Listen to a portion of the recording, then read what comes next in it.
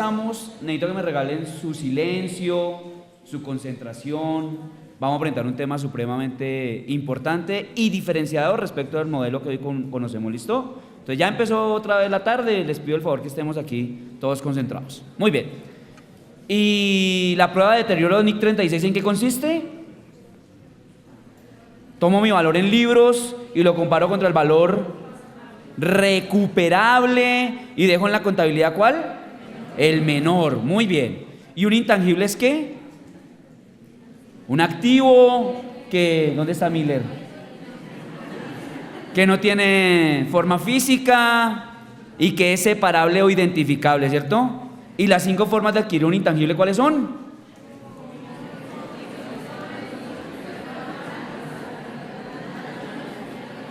¿Y qué pasa en la fase de desarrollo? ¿Y en la fase de investigación? Muy bien. ¿Y un arrendamiento operativo es aquel que qué? ¿Y uno financiero? ¿Sí, no, doctor Moya? Está esto muy bien. Listo.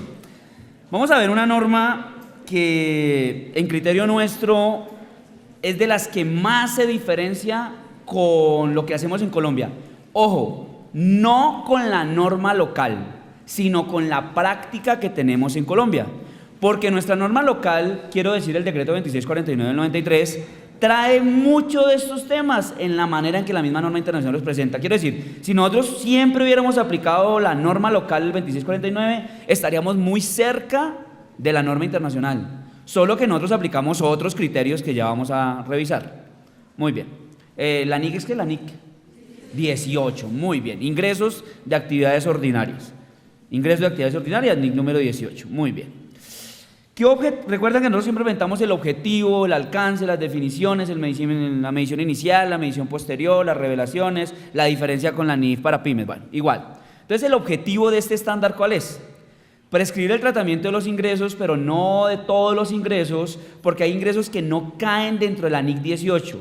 Quiero decir, aquí en NIC 18 solamente vamos a revisar unas categorías de ingresos, porque puede ser que otras normas, así como ocurría con los intangibles, por ejemplo, sean tratados en otros estándares, ¿ok? Y para la norma, ¿qué es un ingreso? Es un incremento de los beneficios económicos producidos en ese periodo y que en todo caso no son aportes de los socios, porque si fueran aportes de los socios serían patrimonio, otra cosa, ¿cierto? No serían ingresos. Muy bien. En norma internacional, como que ellos diferencian, allá el IASB dice, mira, una cosa son los ingresos de actividades ordinarias, es decir, a lo que usted normalmente se dedica, el objeto de su actividad, y otra cosa son las ganancias, lo resalto allí en negrita, no es un error litográfico.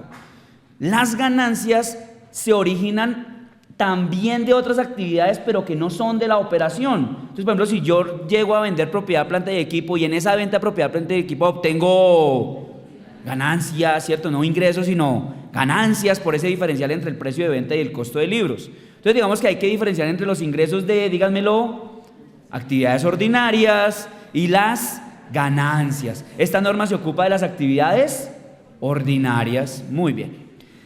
La misma norma le dice cuál es el problemonón aquí en este estándar. Dice, el problema en la NIC número 18 que se llama ¿cómo? Exactamente, es el cuándo. ¿Cuándo se deben reconocer ingresos? Nosotros en Colombia, ¿cuándo reconocemos los ingresos contablemente hablando? ¿En qué momento? ¿El abono en cuenta? ¿El pago? O sea, que aquí utilizamos la cajación. ¿No? ¿Cuándo reconocemos en la contabilidad nosotros?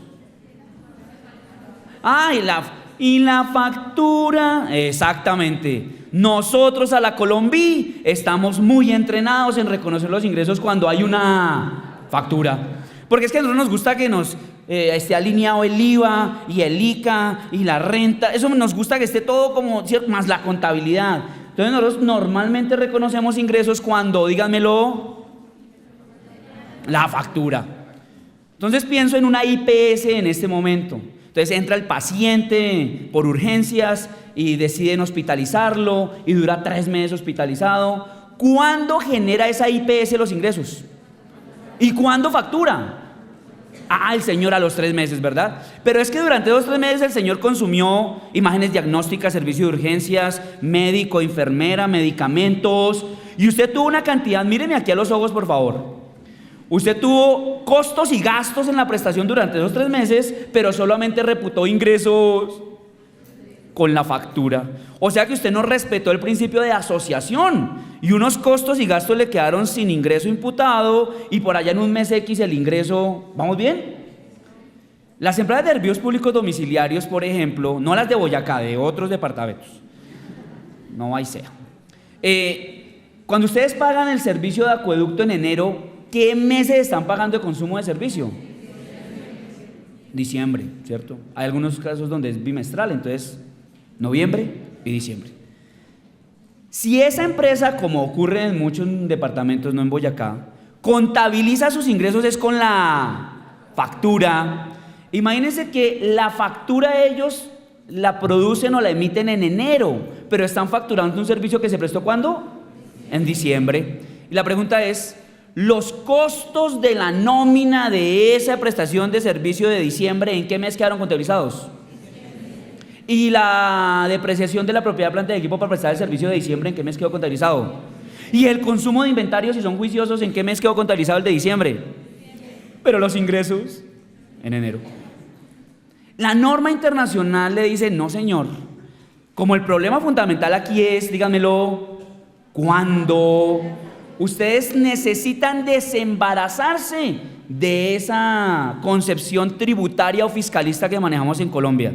Quiero decir, a partir de la norma internacional, pues la factura, digamos, puede ser un referente importante, pero no es el criterio para saber usted cuándo reconoce ingresos, porque aquí hay otros criterios. Pero alguien me dirá, ay, pero lo tributario, una cosa es una cosa. ¿Listo? Allá el estatuto le dirá cómo maneja el IVA y todas esas cosas. Bueno, entonces aquí el problema es cuándo. Muy bien. Este estándar habla de 5 tipos de ingresos, no más que de 5, que son los siguientes: venta de bienes, prestación de servicios, intereses, regalías y dividendos. ¿Cuáles? Bienes,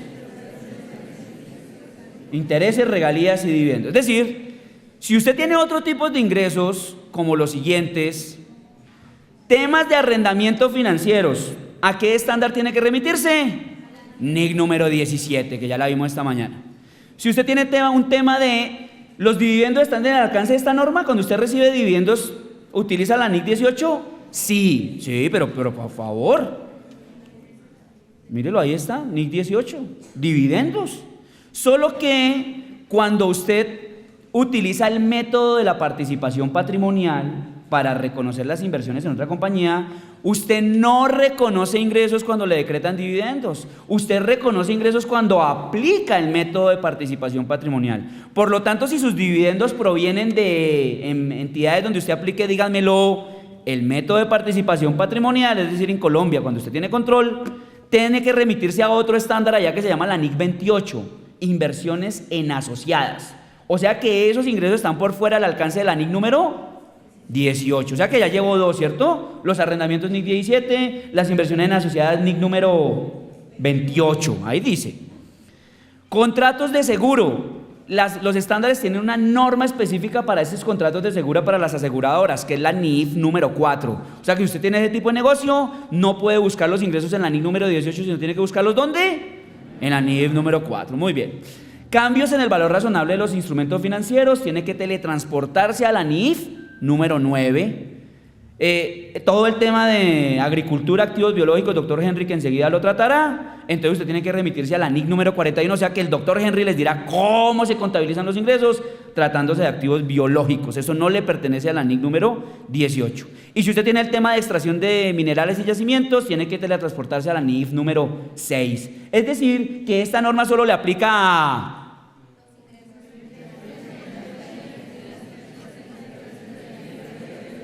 Pero perfecto, muy bien. Ok. ¿Cómo se miden los ingresos en esta norma? se medirán al valor razonable de la contraprestación recibida o por recibir si el pago es diferido. Pero ojo, mire lo que estoy resaltando allí. Teniendo en cuenta el importe de cualquier descuento, bonificación o rebaja. ¿Qué estoy diciendo? Cuando usted en Colombia se gana un descuento tributario, ¿cómo lo contabiliza? Si es el comprador. ¿Como un ingreso? Financiero. Esta mañana en el inventario lo revisaron. Y si usted es el vendedor, ¿cómo contabiliza ese ingreso, ese descuento que usted otorgó? Un gasto financiero. En norma internacional es un menor valor del ingreso. Si allá en inventarios era un menor valor de los inventarios o del costo de ventas, aquí es un menor valor, díganmelo, del ingreso. ¿Listo? Entonces vamos a poner un ejemplo. Un fabricante vende uno de sus productos a $500 la unidad. Sin embargo, el fabricante le otorga a sus clientes un 20% de descuento en los pedidos de 100 unidades o más. ¿Cuánto se gana? El 20%. Cuando compre, ¿cuánto? 100 o más. Además, si el cliente compra 1000 unidades o más en un mismo año calendario o periodo contable, el vendedor le otorga un descuento por volumen, o sea, por comprarle más de 1000, adicional del 10% sobre el precio de lista, es decir, sobre los $500, a todas las unidades que haya adquirido en ese periodo contable. Entonces el tema es el siguiente. Ese cliente o su cliente le compró mensualmente 100 unidades. ¿Cuánto debería reconocer como ingresos el vendedor? Recuérdeme su nombre, por favor. Claudia Amezquita, está en juego esa certificación. Salvo NIC 18. ¿Cuánto, Claudia? ¿Cuánto reconocería como ingresos?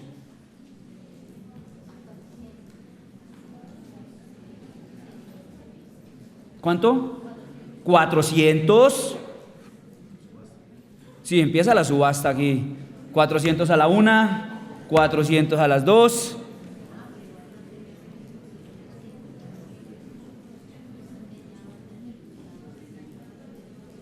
¿En cuánto? Quiero escuchar respuestas. 420, 410, cede el turno. Sí, muy bien. Está muy duro hoy. 420,000. ¿Quién me dijo 420? ¿Cómo fue el cálculo de los 420,000? Lo vamos haciendo rápidamente. ¿Usted cuánto vendió en el año? 100 a 12 meses casi siempre le da ¿cuántas unidades? 1200. Siempre se ganó el primer descuento ¿de cuánto?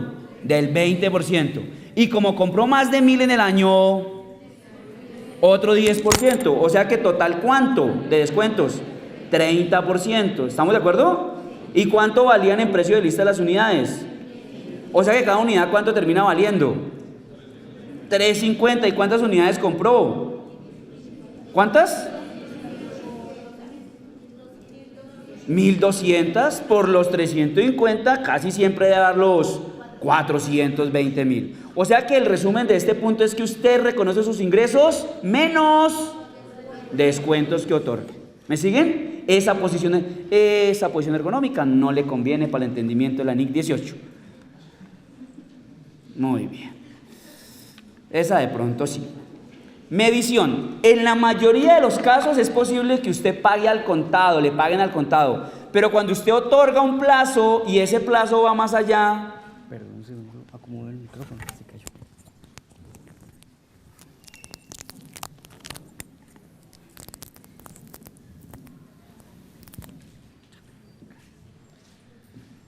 Y cuando usted otorga un plazo más allá de los términos normales, ya deja de ser de contado. ¿Estamos de acuerdo?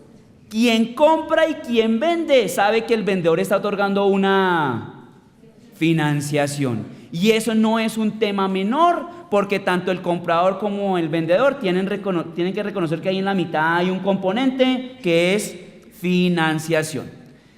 O sea que si usted aplazara por un tiempo más allá de lo normal, usted realmente tendría como dos tipos de ingresos. Un ingreso por la venta del bien o la prestación del servicio y un ingreso por, díganmelo, intereses, es decir, por la financiación. Así como cuando comprar un inventario usted reconoce el valor de contado y lo que ocurra después en realidad son, díganmelo, Intereses, gasto financiero. Muy bien.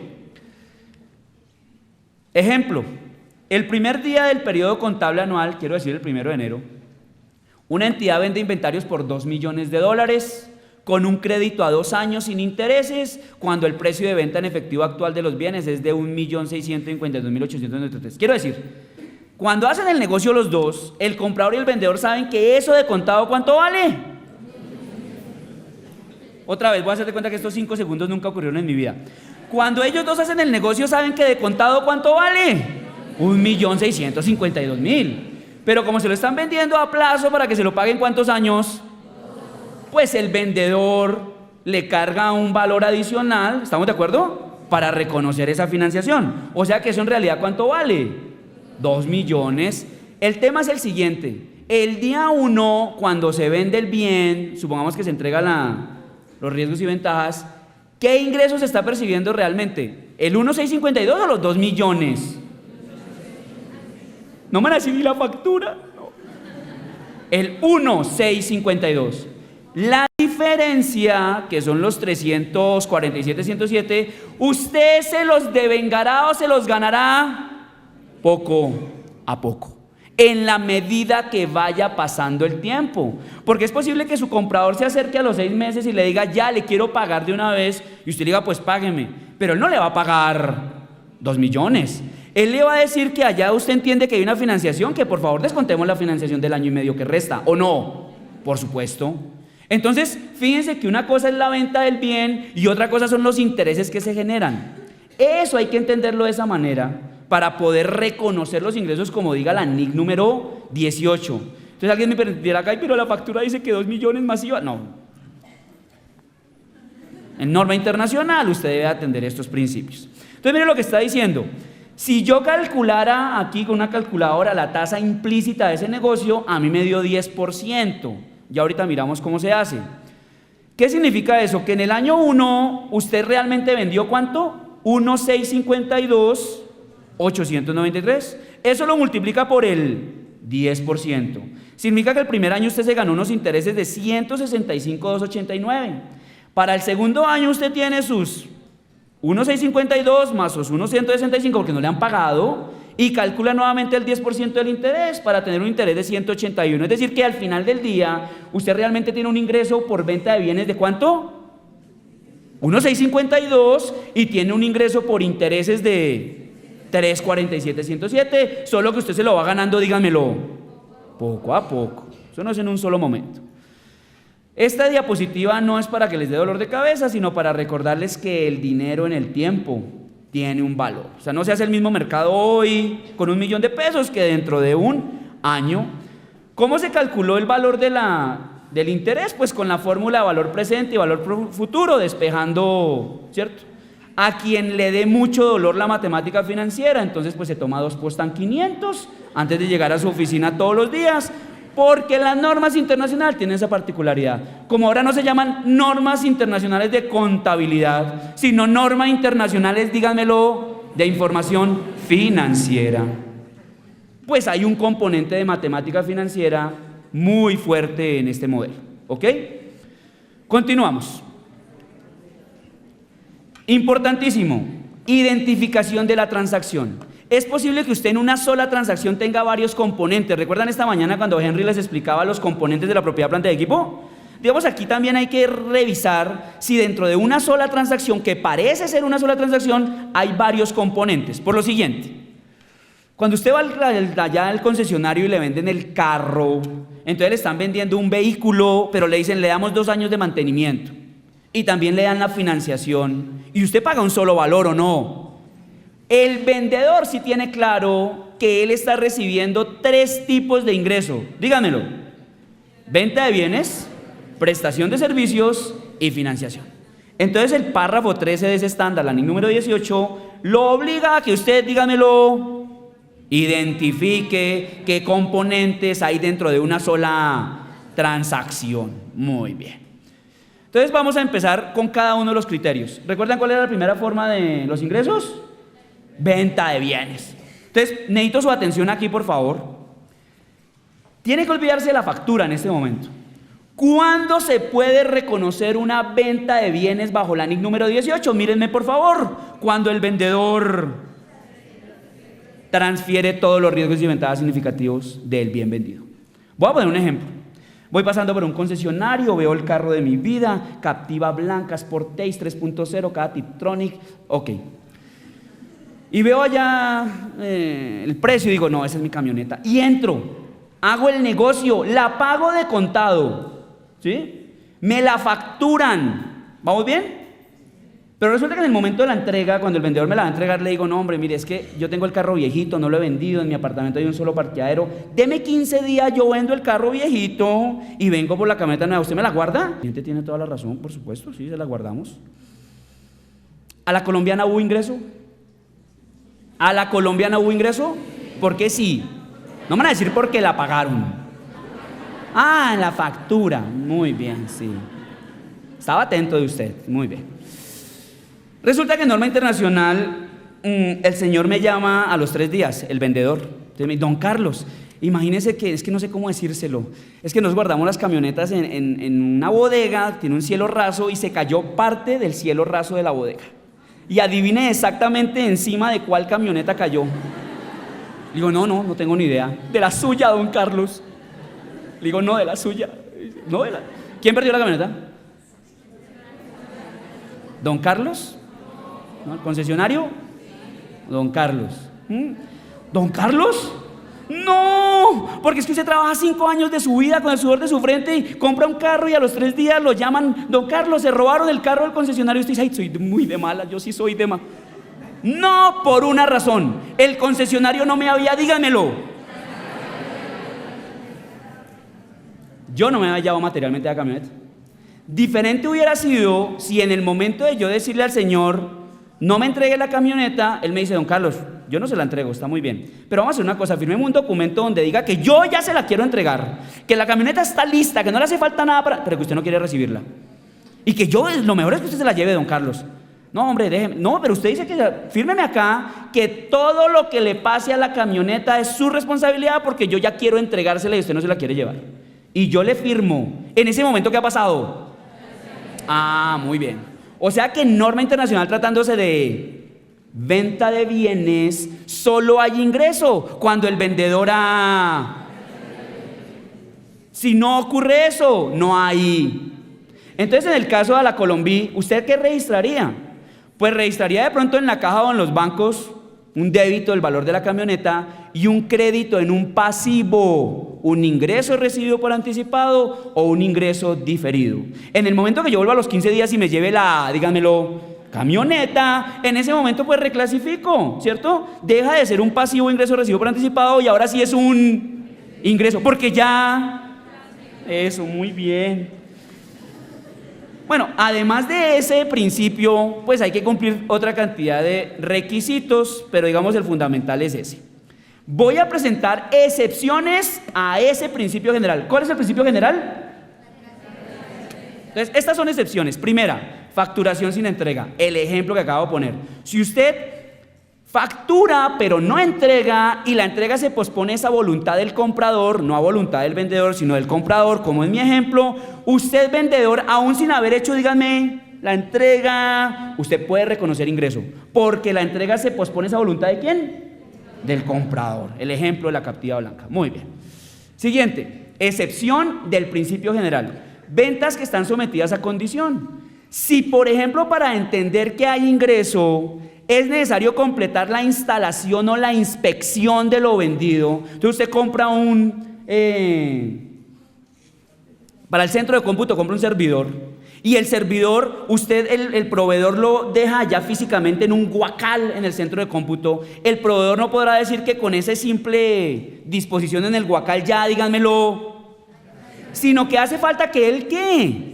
Instale ese servidor porque se gastan 15 días configurándole, alineando la base de datos y toda esa cosa. O sea que solamente hasta que se complete, díganmelo, la instalación, el vendedor podrá reconocer ¿qué?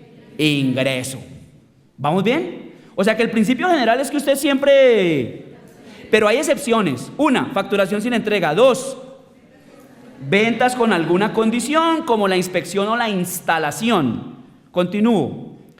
Otra, aprobación cuando el comprador ha negociado un derecho limitado de devolución. Es decir, cuando el comprador tiene la facultad de devolverme lo que le he vendido por un plazo limitado, yo no puedo reconocer el ingreso hasta que ese plazo termine. Entonces yo vendo camisetas estampadas, las vendo al contado, me las pagan hoy, se llevan sus camisetas y le doy al comprador 15 días para que, si lo desea y si le daña la camiseta o le pasa algo a la camiseta, lo necesito aquí conmigo atrás, me la devuelva a los 15 días. Es decir, que cuando él sale por la puerta de mi almacén con las camisetas y yo he recibido el precio, yo saco la camándula y empiezo día 1, día 2, día...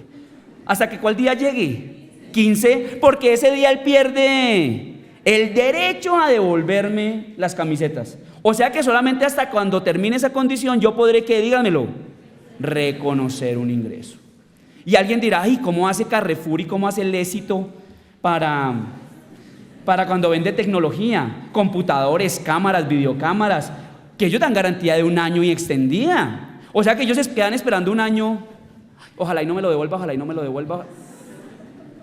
En ese caso, cuando usted tiene reglas de la experiencia que lo acompañan a su negocio, entonces usted inmediatamente genera el ingreso, inmediatamente constituye una provisión para reconocer que hay una probabilidad de que haya algunos elementos que tengan algún defecto y se los devuelvan. O sea, el éxito no se queda esperando allá que pase el año. ¿Vamos bien? O sea, ¿qué excepciones llevo al principio? ¿El principio general es cuál? Y entonces, ¿cuáles excepciones llevo? Facturación sin entrega, venta con condición como la inspección o la instalación completadas, y aprobación cuando hay una condición de devolución limitada. Otra excepción, las ventas en consignación. Cuando yo vendo en consignación, solo podré reconocer el ingreso cuando el consignatario realmente ha vendido. Porque ¿qué pasa con los elementos que yo materialmente le entregué al consignatario y él no logra vender? Me los devuelve. Y entonces yo todavía no he realizado una... ¿Cierto? Ah, muy bien. Entonces esa es otra excepción. A pesar de que yo materialmente entregué los bienes en consignación, solo hasta que él diga, vendí, yo puedo reconocer dígamelo, ingreso. Muy bien. Excepciones, ¿no? Otra excepción, ventas aprobadas a la entrega. Es decir, yo solamente reconozco el ingreso cuando efectivamente hago la entrega material y es posible que además tengan que pagarme. Eso pasa con algunos clientes que usted conoce por primera vez y usted no está tan claro que el negocio se vaya a cerrar. O sea que usted dice, sí hay realmente ingreso cuando además de entregarle el señor me paga inmediatamente. Muy bien. Estas son excepciones al principio general. Digamos que usted se suscribe a una publicación, digamos, cultural, ¿cierto? Entonces, ojo. Entonces usted, cuando se suscribe a esa publicación, el día 1 paga de contado la suscripción, ¿sí o no? ¿En cuánto está, señor, esa suscripción? 364.000 dijo, sí, muy bien. 364.000, exactamente. Entonces usted suscribe y ese día paga. El tema es, la editorial que trabaja esa publicación, ¿reconoce esos ingresos el día que se los pagan?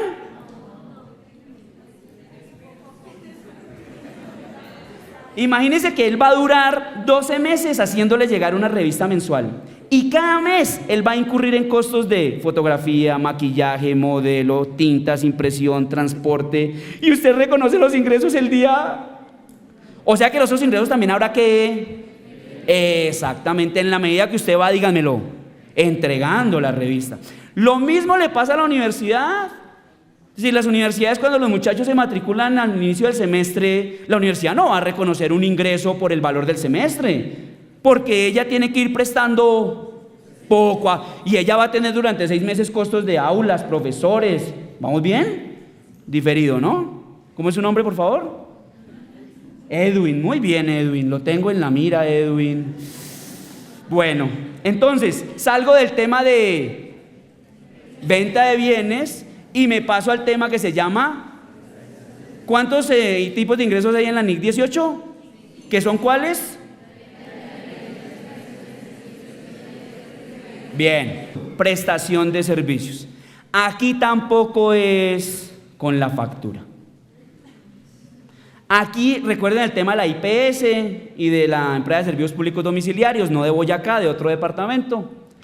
en el cual usted debe ir reconociendo sus ingresos en la medida que usted avanza en la prestación del servicio. Es decir, usted debe tener la capacidad de medir cuánto va de avance en la prestación del servicio, porque en esa misma proporción usted reconocerá, díganmelo, ingresos. O sea que es fatal reconocer ingresos con el flujo de caja.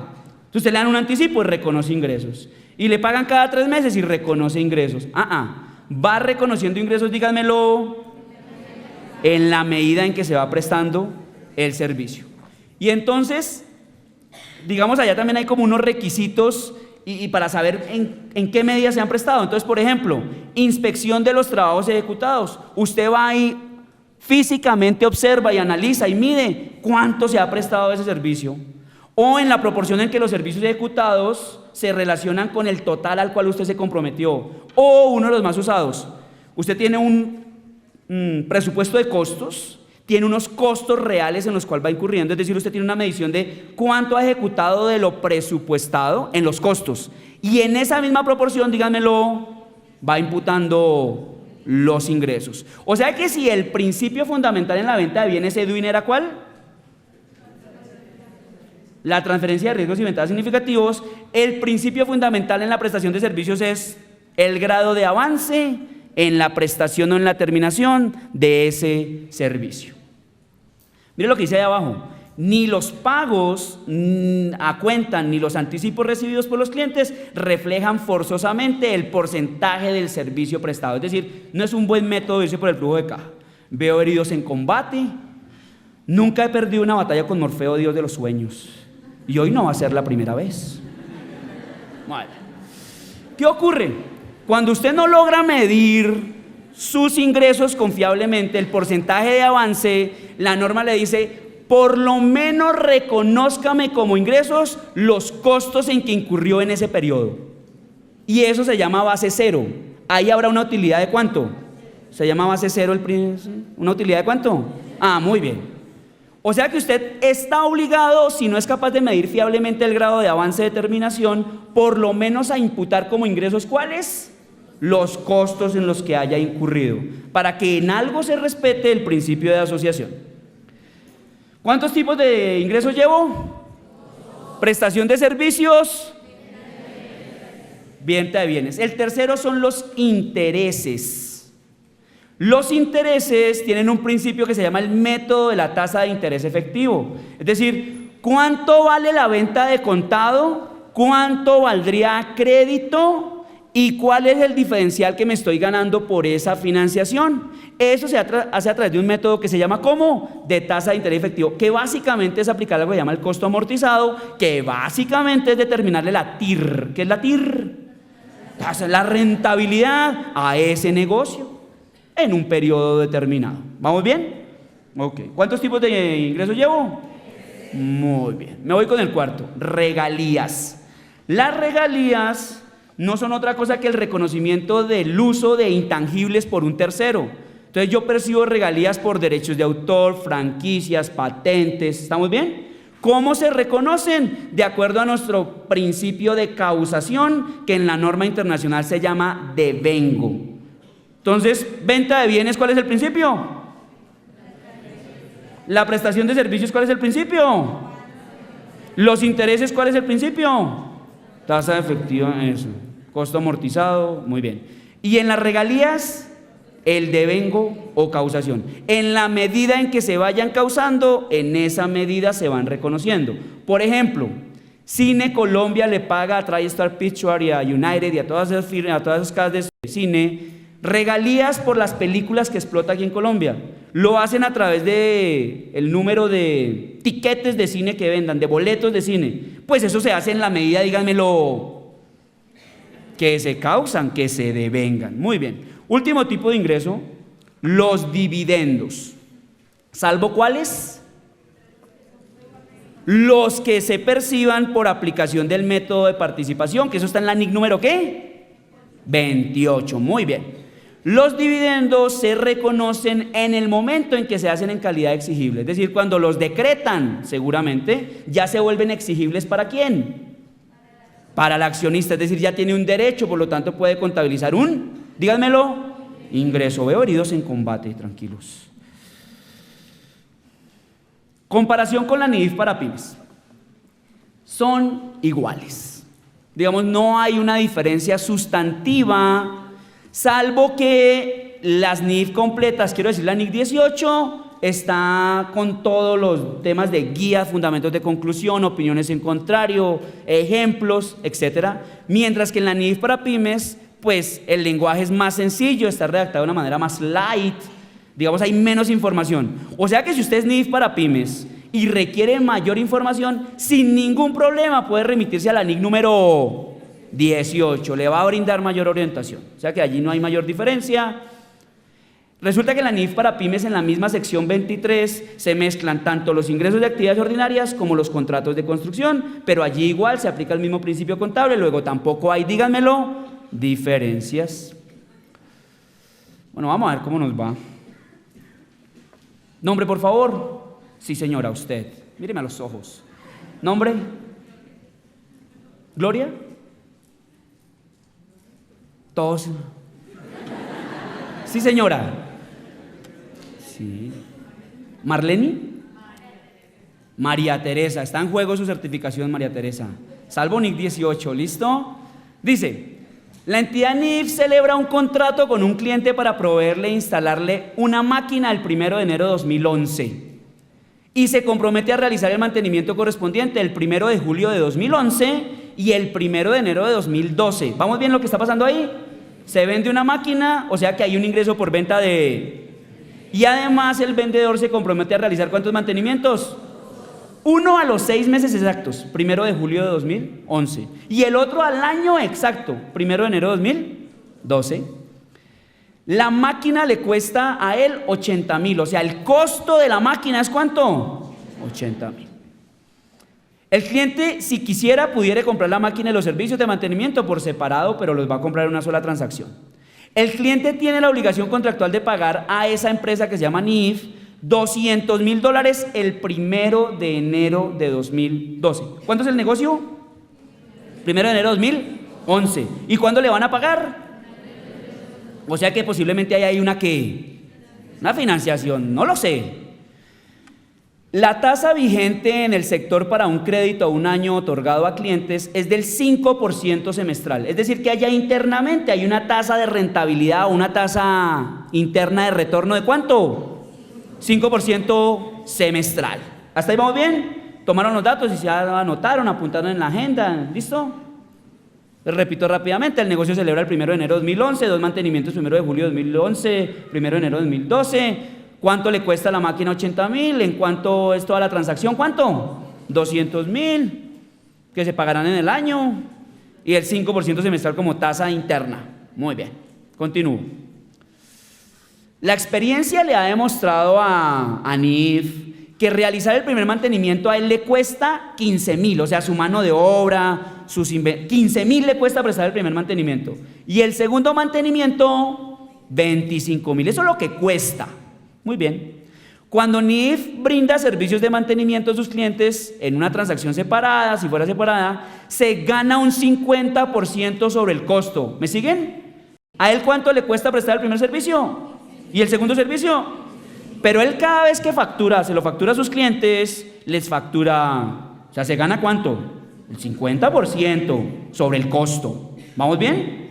Ok. El 1 de enero de 2011, el precio de venta de contado de la máquina era de 125,964. ¿Cuánto? Listo, eso ha sido al día de contado. ¿Y cuánto es que va a pagar por todo el negocio? 200. ¿Listo? ¿Qué favores les pido así como para que el doctor Henry vaya calentando motores? Díganme cuántas operaciones hay o tipos de ingresos dentro de la misma transacción. Segundo, díganme el valor del ingreso para cada transacción. Es decir, esos 200,000 tienen que estar distribuidos en lo que ustedes digan. Y por último, lo que más nos gusta a nosotros, el débito y el crédito. Necesito los registros contables. ¿Listos? María Teresa, por favor me ayudan con el celular del bebé, sean tan amables. ¿Listos? ¿Cuántos tipos de ingresos? ¿Tres? ¿Cuáles tres? Venta de bienes. Listo. Venta de bienes la máquina, prestación de servicios los dos mantenimientos y la financiación porque paga un año. Ahora necesito que me digan, como ya saben que son tres ingresos, díganme esos 200.000 cómo están distribuidos en cada uno de esos tipos de ingresos.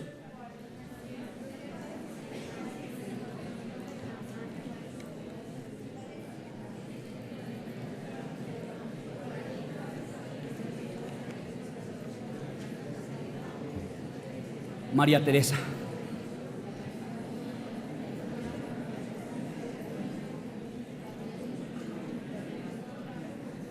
Atrás no se muevan, no hemos terminado. María Teresa. ¿Cuántos serán los ingresos por venta de bienes? ¿Cuánto? ¿Cuánto valía de contado la máquina? O sea que es el ingreso por la venta de bienes. ¿Vamos bien? ¿En qué momento lo puedo reconocer? Yo la entregué el 1 de enero de 2011. O sea que el 1 de enero de 2011 ya hay un ingreso. ¿Por qué? Muy bien. O sea que de los 200.000, quítele 125.000, 909 qué cosa, y ese ya será su ingreso por venta de bienes. La diferencia serán dos ingresos, ¿cierto? Ingresos por prestación de servicios, mantenimientos, e ingresos por intereses, financiación. Entonces venga a ver cómo nos va ahí. Esto no puede ser, ¿cierto? No puede ser. Entonces vamos a hacerlo. El 1 de enero de 2000, díganmelo, 11, ¿hubo un ingreso por venta de bienes de cuánto? Perfecto. O sea que ese será mi saldo final 1 de enero de 2000. 11.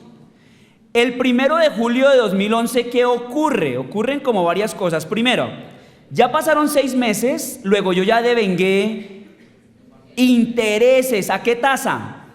Semestral, sobre los 125.000 que me estaban debiendo porque no me los han pagado. O sea que el 1 de julio de 2011 yo ya me gané 125.984 por el 5%. Eso da 6.298. ¿Hasta ahí vamos bien? ¿Qué más pasa el 1 de julio? El primer mantenimiento. ¿En cuánto lo factura? ¿En cuánto? ¿Cuánto le costaba a él? 15.000. ¿Y en cuánto lo factura? 22.500, porque, ¿cierto? María Teresa estaba bien, ahí me estaba diciendo que 22. Muy bien, María Teresa.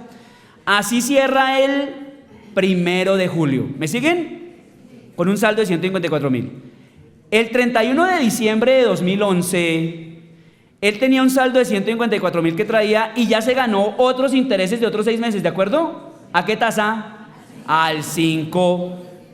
El 31 de diciembre él cerrará con 162.500 y hago una claridad. Quien lleve contabilidad mensual, pues causará mensualmente los ingresos. Yo estoy aquí resumiéndoles en un solo registro del semestre, pero si quiere hacerlo mensual, pues convierte la tasa semestral en mensual. Y si quiere hacerlo diario, pues diario.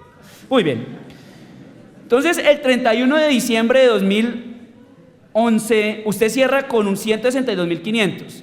¿Qué ocurre el 1 de enero de 2012?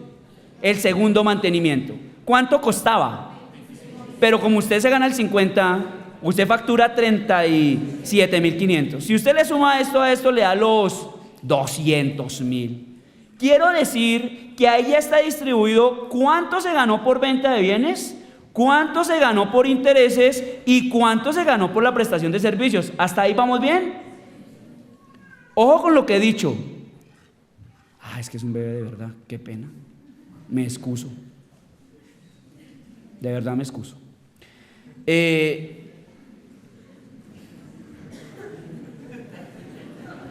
Esta noche llegó, querido diario. ¿Qué quiero decir? Miren, voy a reforzar lo que quedó de ustedes muy claro. La venta de bienes se registra ¿cuándo? 1 de enero. La prestación de servicios se reconoce ¿cuándo? En la medida que presta el servicio. Y los intereses se reconocen de acuerdo a la tasa de interés efectivo, que no es otra cosa que la tasa interna, pero díganmelo, poco a poco, en la medida que los va, díganmelo, devengando. ¿Hasta ahí vamos bien? Nos queda lo más fácil, los registros contables. Ay, muy bien. El 1 de enero de 2011, usted tiene una cuenta por cobrar por venta de bienes. ¿De cuánto? Ah, perfecto. ¿Listo? Muy bien, ahí están sus 125.000. Ahí los tiene. Contra unos ingresos por venta de bienes. ¿Vamos bien? ¿Qué más reconoce en ese mismo momento? ¿Cuánto era el costo de la máquina?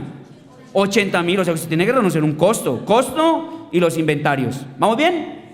¿Heridos en combate? No, bien. Continúo. El 31 de...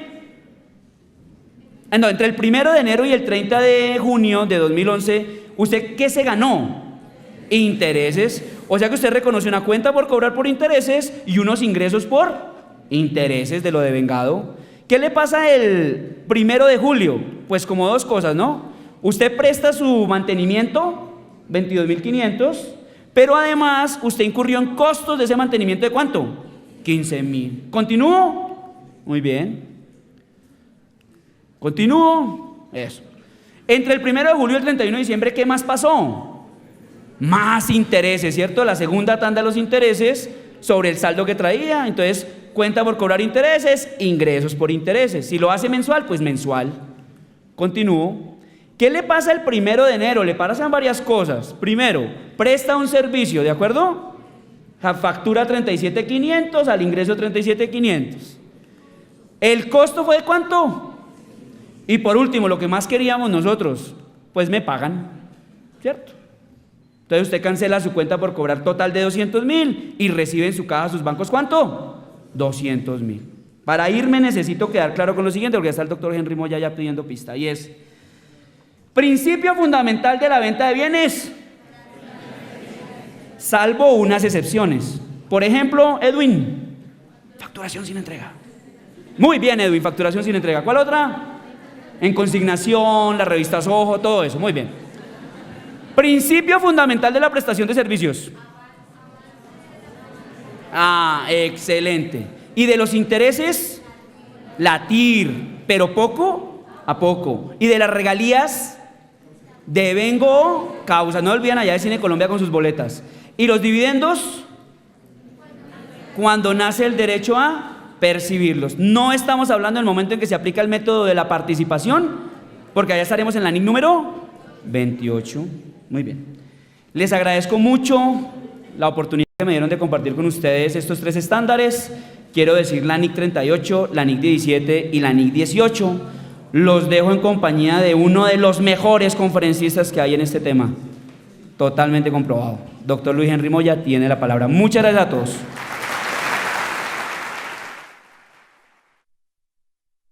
Bueno, muy buenas tardes. Me ha tocado un reto bastante fuerte el día de hoy, es cerrar esta conferencia con NIC 41, NIC 12 e IFRS 1. Por tanto, les agradecería, digamos que al inicio de la sesión les entregaron a ustedes unas hojitas, ¿cierto? ¿No? Sí les entregaron unas hojitas. Y ahorita les voy a decir para qué vamos a utilizar esas hojitas. O sea, todavía no las miren. Ya las miraron. Bueno, muy bien. Vamos a arrancar con IAS 41, que tiene que ver con agricultura. Ese tema de agricultura, pues digamos que en esta zona es de bastante importancia, ¿no? ¿Cuántos de los presentes trabajan aquí en compañías que tienen que ver con actividades agrícolas? 1, 2, 3, 4. Bueno, yo creo que desde esta mañana el doctor Néstor y ahora Carlos Arturo, pues me han dejado muy poquito tema en el tema de agricultura. Por tanto, voy a tratar de ser lo más concreto posible en explicar cómo se mide, que es el elemento fundamental. Pero quisiera preguntarles cómo se registran los activos biológicos o lo que tiene que ver en Colombia con cultivos de tardío y mediano rendimiento. ¿Cómo lo registramos en norma local? Pero vamos muy bien, miren que llevamos solamente 6 horas de norma internacional y ya se les olvidó la norma local. Me parece que está bien, o sea que el enfoque que le han dado en el ejercicio ha sido bastante bueno. ¿cierto? ¿Cómo registramos los cultivos de tardío y mediano rendimiento bajo normas internacionales? Como un activo, ¿verdad? Bien, en norma internacional, digamos que hay una diferenciación.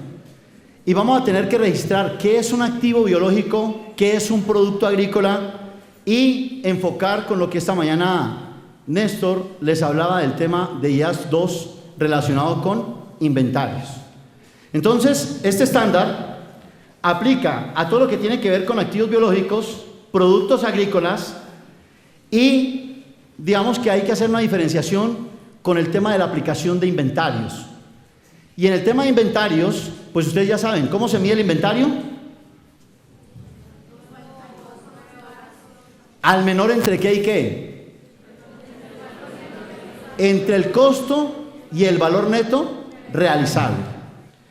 Aquí hay una serie de definiciones que yo creo que esta mañana en algún caso la tocaron directamente con Néstor. Y es, ¿qué es un activo biológico? Cuando hablamos de un activo biológico, estamos hablando de un animal o de una planta viva. ¿Qué es un activo biológico? Un animal o una planta viva. Significa que aquí en la región, quienes levantaron hace un momento la mano, ¿qué activos biológicos podemos tener? No escucho. La papa, ¿cierto? ¿Ese será un activo biológico? Claro, porque es una planta viva. Pero también tenemos la cría de ganado, ¿cierto? Por tanto, si yo tengo en una finca cría de ganado, ¿el activo biológico cuál será? La res. Si tengo cría de reses para producción de carne, entonces viene el siguiente elemento que tiene que ver con productos agrícolas. Y cuando hablo de productos agrícolas, dice que es el producto recolectado del activo biológico. Y el producto recolectado del activo biológico, entonces, en el caso de la papa, el primero, que es la fuente principal por este sector, el activo biológico es la planta de papa, ¿cierto? Cuando hago la extracción, tengo el producto agrícola que es ¿qué? La papa. O sea, ahí tengo activo biológico que es la planta y el producto agrícola que es la papa. Me regreso en el ejemplo de las reses o de las vacas. Tengo una res para la producción de carne. ¿Cuál será el activo biológico? La res, muy bien. ¿Y cuál será el producto agrícola? No, la carne es inventarios. ¿Cuál será el producto agrícola? No escucho. ¿Cómo así que la leche si es para la producción de carne? ¿Qué pasó? ¿Quién dijo leche?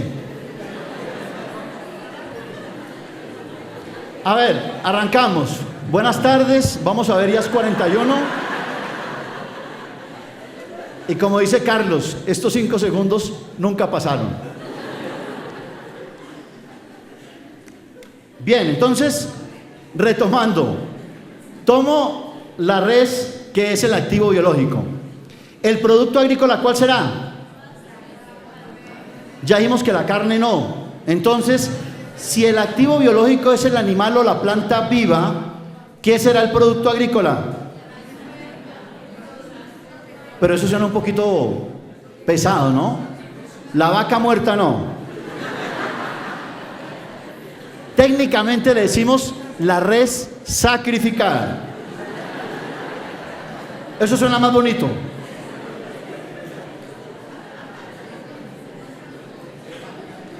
Cuando hablo de la res sacrificada significa que ese es el producto agrícola. Entonces, ahora sí, para que estemos en sintonía con quien mencionó la leche. Si tengo una vaca para la producción de leche, ¿cuál será el activo biológico? La vaca, no la leche. ¿Cuál será el producto agrícola? La leche. Y claro, ya los derivados, el queso, la mantequilla y demás, irán como inventarios. Por tanto, una condición particular es que el producto agrícola es hasta el punto de cosecha o de recolección.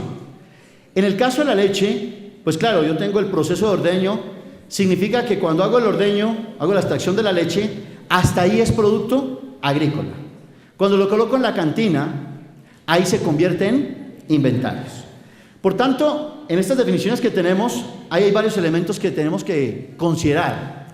Primero, la actividad agrícola se considera cuando la compañía ha hecho todo el proceso desde el comienzo, cuando ha tenido el control del activo biológico. Si yo soy una finca que produzco para producción de carne, pues tengo que haber tenido el control desde el comienzo, cuando compré el ternero y comenzó el proceso de engorde. Por tanto, si yo compro una vaca o un ternero o una res para la producción de carne y la compro y produzco carne, como nunca tuve el control inicial de esa vaca, pues no será no será activo biológico, perdón. Será un inventario.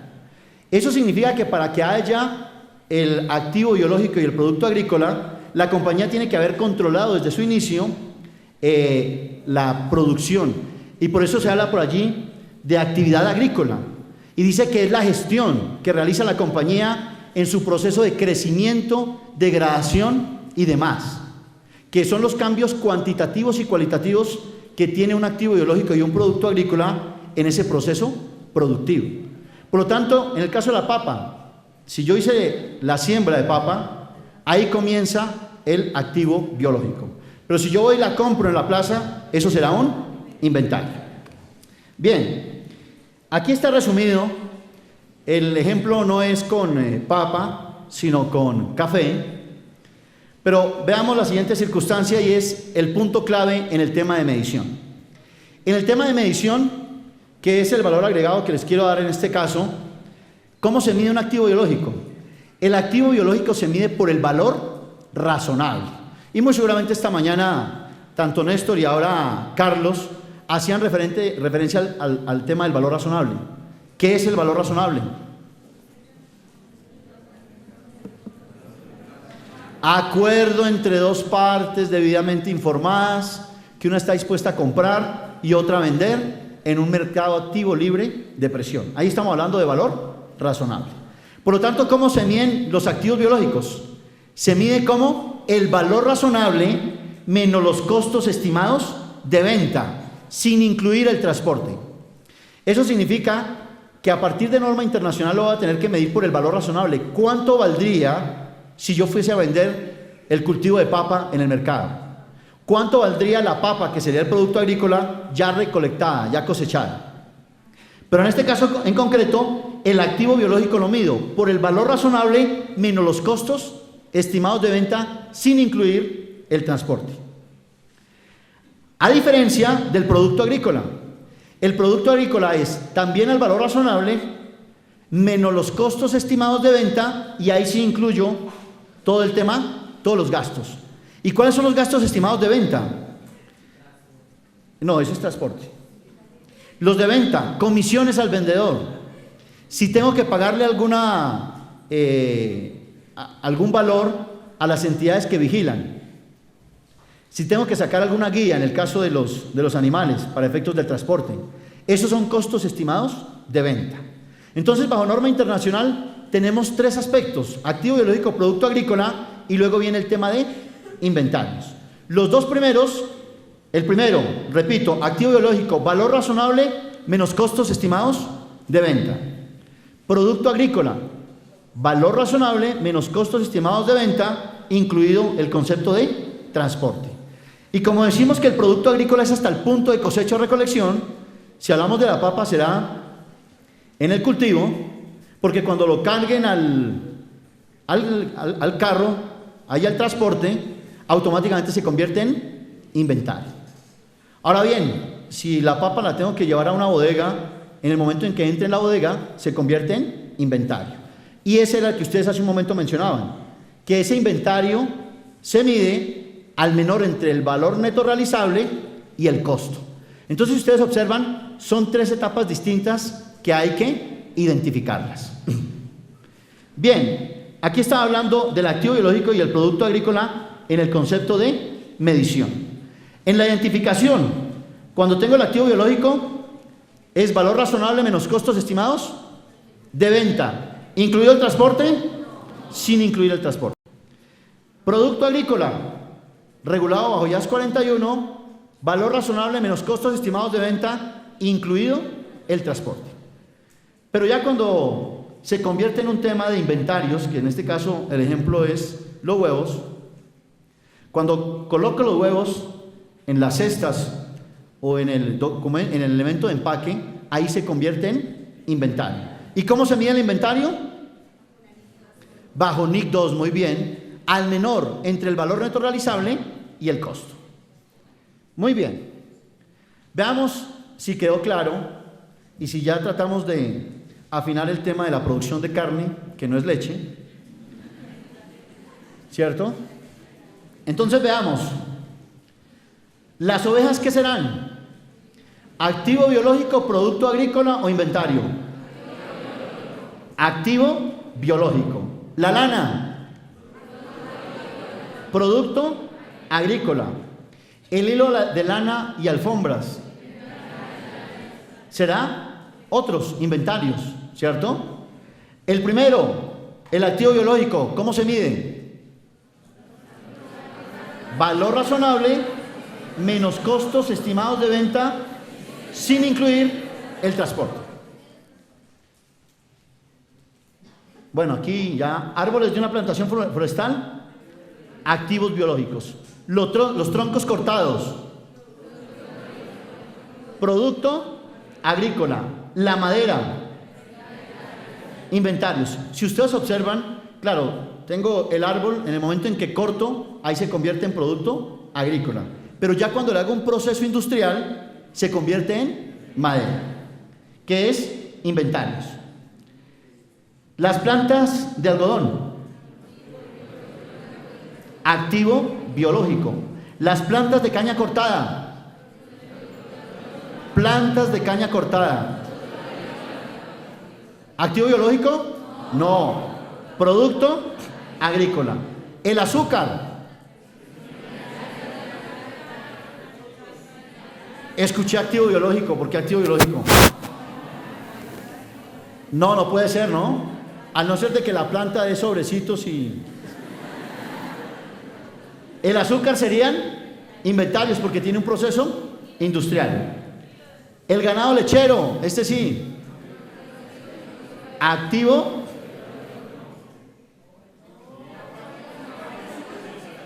Me salté uno, perdón. Hilo de algodón, ese es inventario. El azúcar, inventarios. El ganado lechero, activo biológico. La leche, producto agrícola. Y el queso, inventarios. Si ustedes observan, ahí está el resumen del estándar.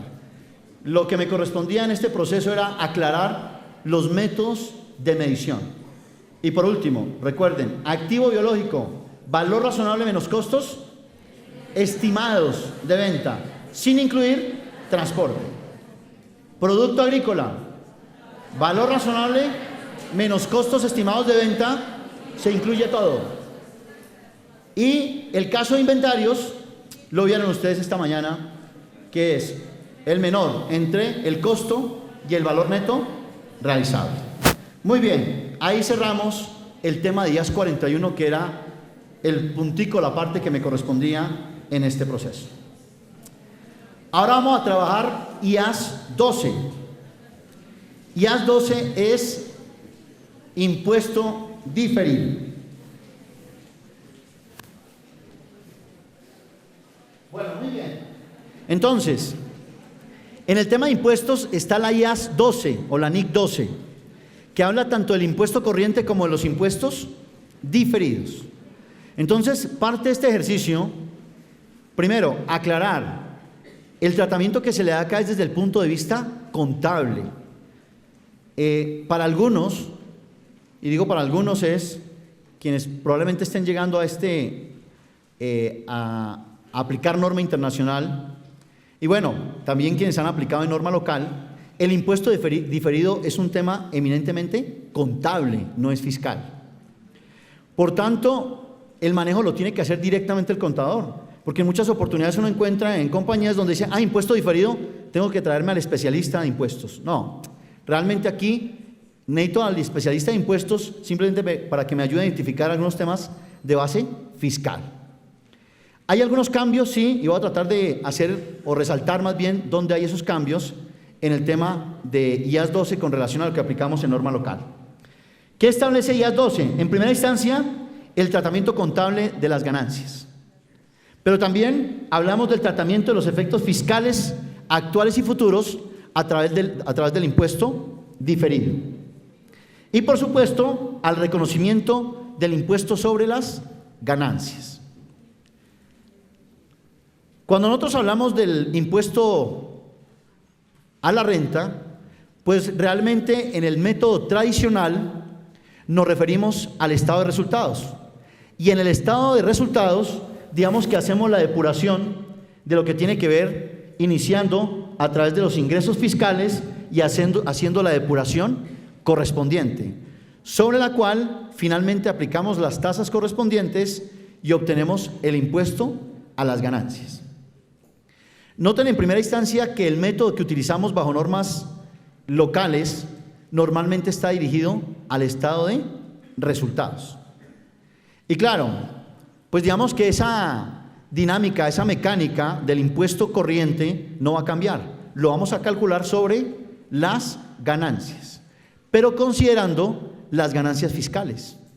Como ustedes acabaron de observar, en el caso de IAS 18, pues pueden haber algunas diferencias, que no puede ser ingreso desde el punto de vista contable, pero sí desde el punto de vista fiscal. Y muy seguramente existirá la conciliación correspondiente en ese aspecto. En el método tradicional, en el impuesto corriente, ¿qué puede llegar a suceder? Que tengamos o un impuesto por pagar o un impuesto a favor, dependiendo de la circunstancia que se llegue a dar. En este ejemplo, yo tengo un impuesto a cargo corriente de 6.920, tengo retenciones en la fuente que me han practicado de 6.000, anticipo el año 3.000, otros 1.000, por tanto el saldo neto a pagar, en este caso a favor, sería de 3.080. O sea que tengo un impuesto a favor. Pero cuando tengo impuesto a cargo, que sería pasivo, menos unas retenciones de 3.000, anticipo el año 1.500 y otros 1.000, por lo tanto tengo un impuesto de 1.420. Hasta ahí no tenemos mayor diferencia con lo que hacemos en norma local. Igual en norma internacional. ¿Cómo lo registramos? En el primer caso, simplemente llevo el gasto, impuesto de renta, al estado comprensible de resultados bajo norma internacional. Genero impuesto a pagar en lo que tiene que ver con impuestos.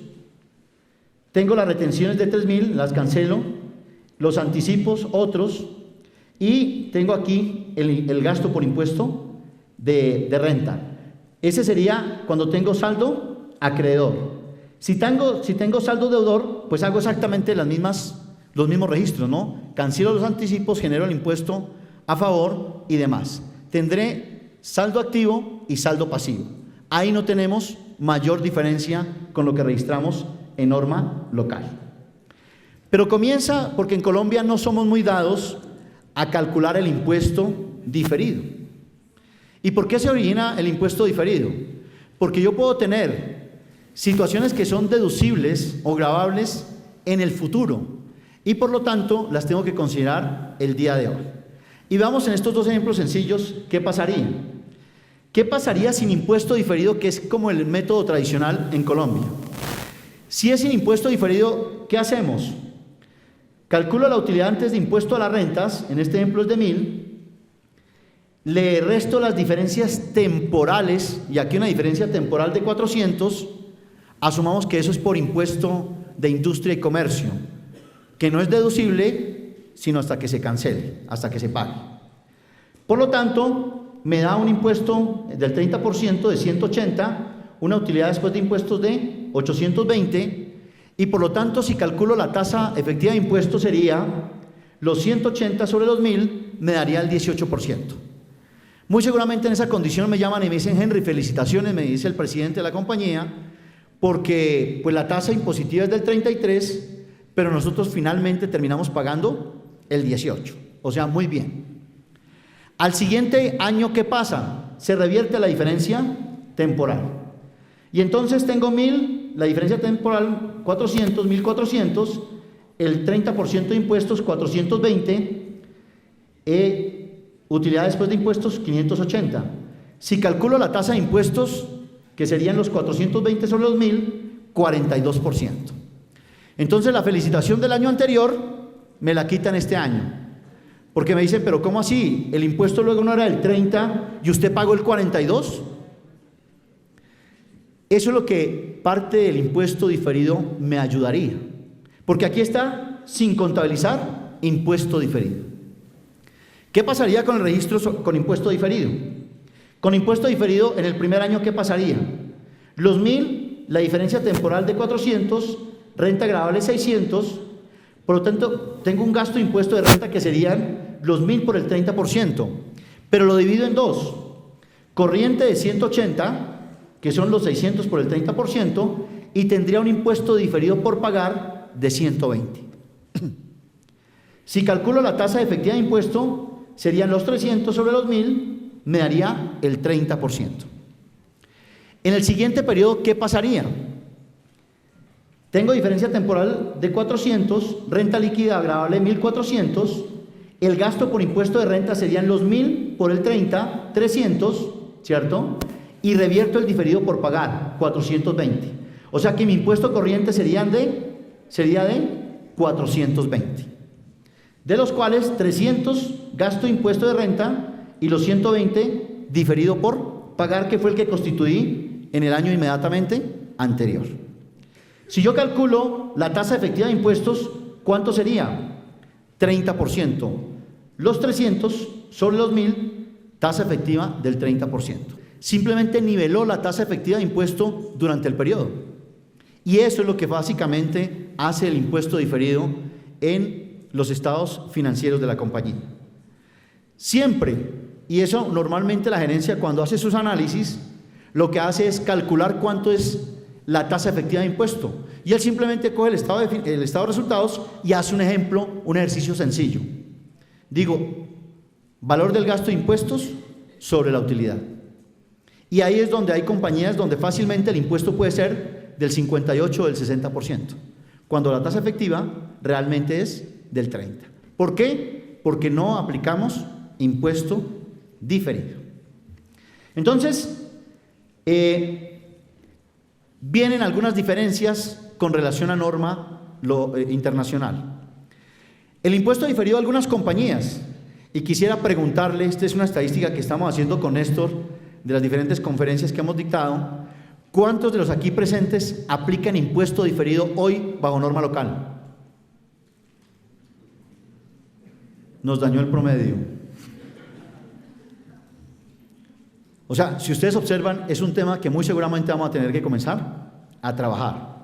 Pero no hay que tenerle miedo. Esto es muy sencillo. Pero hay que trabajar impuesto diferido porque ahora sí, con mayor razón, vamos a tener mayores diferencias fiscales y contables. Antes venía en un proceso de convergencia, por llamarlo de alguna manera, donde las mismas bases fiscales eran las contables. Y ejemplos tenemos todos: depreciaciones, provisiones, ¿cierto? Y no pasaba nada, no calculábamos impuesto diferido. ¿Qué pasa con norma internacional? Tenemos mayores diferencias. Pero viene la principal diferencia. En norma local, normalmente calculamos el impuesto diferido sobre el método tradicional, que es sobre el estado de resultados. Bajo norma internacional ya no se calcula sobre el estado de resultados. Se calcula sobre las diferencias de activo y pasivo. Eso se llama método del balance o método del pasivo. Y ya no vamos a hablar de diferencias temporales, sino que vamos a hablar de diferencias temporarias. Entonces, si ustedes salen hoy de este seminario, que espero que ese sea mi valor agregado, y se encuentran con un amigo y les dice, bueno, ¿y dónde estaba? No, estaba tomando un curso o un seminario en norma internacional. Y su amigo le dice, yo tengo una inquietud. ¿Qué diferencia hay en impuestos entre diferencia temporal y diferencia temporaria? Entonces, ¿ustedes qué van a decir? No estaba en un seminario de norma internacional, estaba en un seminario de cocina, no lo podrían decir. ¿Llamarían al amigo? Probablemente. Pero no, porque ese es el valor agregado y es, con contundencia ustedes le van a decir, mire, la diferencia temporal era la que se calculaba como la diferencia entre la renta líquida gravable y la utilidad contable. O sea, la calculábamos sobre resultados. Y la diferencia temporaria la calculamos ahora sobre las diferencias de activo y pasivo, que ese es el método del balance o método del pasivo. Entonces, ¿qué va a pasar? El cambio no es significativo y en este ejemplo lo ilustro. Cuando aplicamos el método sobre la base de resultados, que es el método tradicional, que lo aplica en Colombia y lo aplica en muchos países, costo del activo 100, gasto de depreciación contable 10, deducción de depreciación fiscal 20, diferencia temporal 10, multiplicada por el impuesto me daba 3, que es impuesto diferido por pagar. ¿Qué pasa en el método del pasivo o método del balance bajo IFRS? O sea, diferencia temporaria. Costo en activo 100, pero tengo que preguntarme, ¿cuál es la base contable? 90. ¿Cuál es la base fiscal? 80. Diferencia temporal, 10. Aquí aparece y decimos diferencia temporaria imponible. De 10, impuesto a pagar diferido, 3. ¿Cierto? Va a ser igual. ¿En qué se va a incrementar? En que como en Colombia no estamos acostumbrados a calcular impuesto diferido, pues muy seguramente se nos va a incrementar cuando entremos en aplicación de norma internacional. Entonces, tenemos ahora diferencia temporaria y tenemos diferencia temporaria imponible, que sería un pasivo diferido, o diferencia temporaria deducible, que sería un activo diferido. Bien, voy a adelantar acá a estos dos aspectos. Miren que normalmente nosotros en Colombia hablamos de diferencias permanentes. Ese concepto tiende a desaparecer bajo norma internacional, porque sabemos que la diferencia permanente no genera impuesto diferido, y de hecho IAS 2 por ninguna parte lo toma. Porque ¿qué es la diferencia permanente? No se revierte, ya que no afecta el impuesto de renta futuro, o sea que probablemente desaparece. Diferencias temporales son diferencias entre la renta líquida gravable y la utilidad contable que se pueden revertir en el futuro. Y ahí estamos hablando de una diferencia temporal, distinto a lo que entra en norma internacional, que es diferencia temporaria, que son las diferencias entre activos y pasivos que probablemente tendrán una diferencia con la base fiscal y que se van a revertir en el futuro. Entonces nos vamos a tener que ir olvidando del concepto de diferencia permanente y probablemente de la diferencia temporal y hablar solamente de diferencia temporaria, imponible o deducible. Bien, me voy a adelantar aquí a un slide que quiero que tengan muy presente. Este slide, a partir de hoy, esto está en el material que se circuló. Entonces llegan ustedes esta tarde, lo imprimen en pequeñito, van y buscan en la billetera la estampita y lo pegan por detrás de la estampita, para que todos los días lo comiencen a repetir por lo menos los primeros 5 días. Eso luego se aprende y es fácil. Y es lo siguiente: si la base en IFRS de un activo es superior a su base fiscal, es una diferencia temporal, una diferencia imponible y genera un impuesto pasivo. Si es mayor valor el activo en IFRS que la base fiscal, siempre habrá un pasivo y es imponible. Pero si la base en IFRS de un activo es inferior a la base fiscal, tendré un tipo de diferencia deducible y será un activo. Y lo otro sí es muy sencillo. Las del pasivo son las mismas que el activo, pero al revés.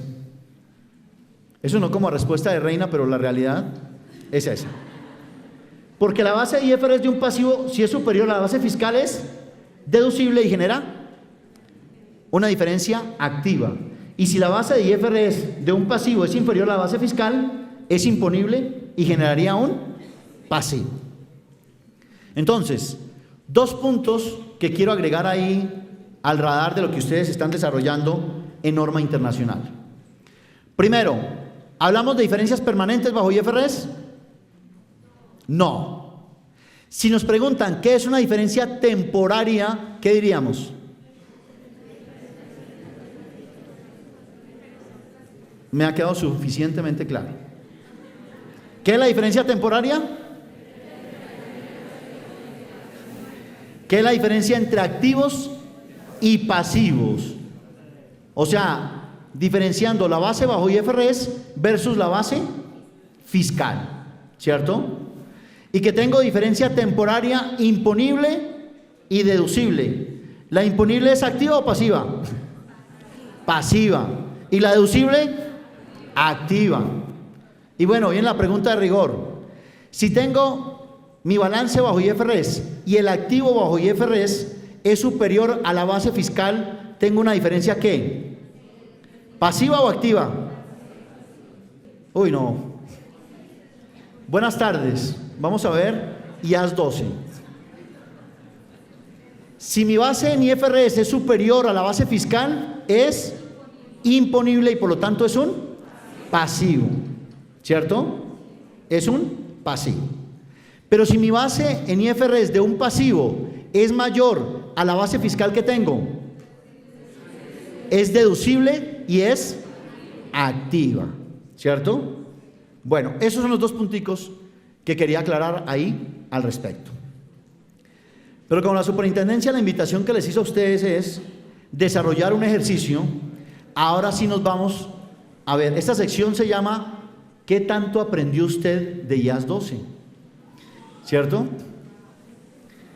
Espero que no pase lo que decía Carlos, que entonces la certificación diga excepto IAS 18, IAS 41, IAS 12. No puede ser. Entonces, vamos a trabajar en el cuadrito que ustedes tienen para poder identificar las diferencias que existen bajo normas internacionales en la parte fiscal. Si estuviese uno en el salón sería con 20 alumnos y en el tablero sería muy fácil, pero aquí va a ser un poquito más complejo. Entonces, el enunciado del problema que hice, muchas gracias. Dice, para efectos fiscales la compañía va a declarar las cuentas por cobrar por su valor nominal de 40.000, que ese sería bajo IFRS. Las cuentas por cobrar valoradas al costo amortizado reflejan un saldo de 41.600. ¿No está? Sí, ¿cierto? Solamente. Ah, ok. Bien. En el que le entregaron trataron de resumirlo un poquito para que no fuera tan extenso, pero es exactamente el mismo. Dice, para efectos fiscales la compañía va a declarar las cuentas por cobrar por su valor nominal de 40.000. Según la valoración realizada bajo IFRS, las cuentas por cobrar son valoradas al costo. Dice de 40.000. Lo que pasa es que en mi ejemplo parece que tengo las dos. Esto va acompañado con el segundo ejemplo que dice, la compañía tiene deudores de clientes de corto plazo 32.000 millones, para los cuales se ha registrado una provisión fiscal acumulada de 2.000 millones. Bajo IFRS la provisión acumulada arrojó 3.800. Cualquier exceso de provisión contable con la fiscal será deducible. Entonces, veamos lo siguiente. Vamos al caso.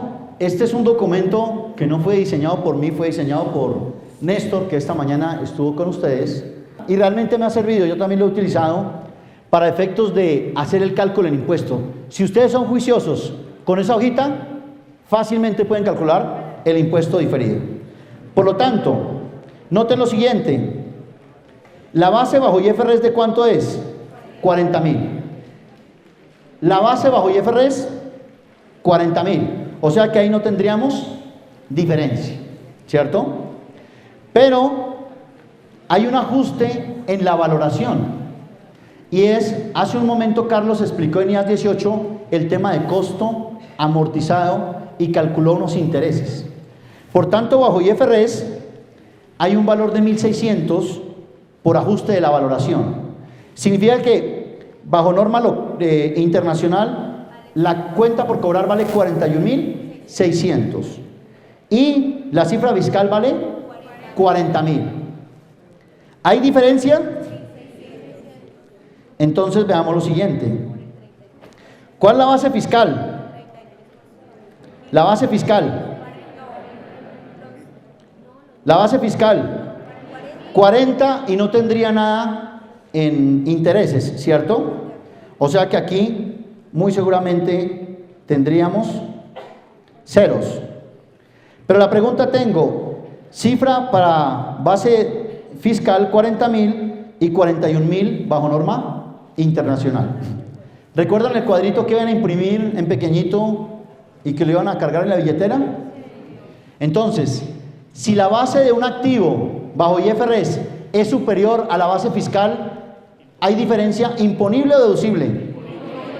¿Pasivo o activo?